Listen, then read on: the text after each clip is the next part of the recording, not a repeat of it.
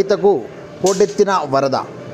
జయశంకర్ భూపాలపల్లి జిల్లా కాళేశ్వరం వద్ద గోదావరి నది ప్రవాహం పెరుగుతుంది. మహారాష్ట్రలో కురుస్తున్న వర్షాలతో ప్రాణహిత నది ఉధృతంగా ప్రవహిస్తుందని అధికారులు పేర్కొన్నారు. ప్రాణహిత నది గోదావరి నదికి జలగల సంతరించుకుంది. దీంతో మేడిగడ్డ లక్ష్మీ బ్యారేజ్ ఇన్ఫ్లో 85,500 క్యూసెక్కులపై చిలుకు ప్రవాహం ప్రవహిస్తుంది.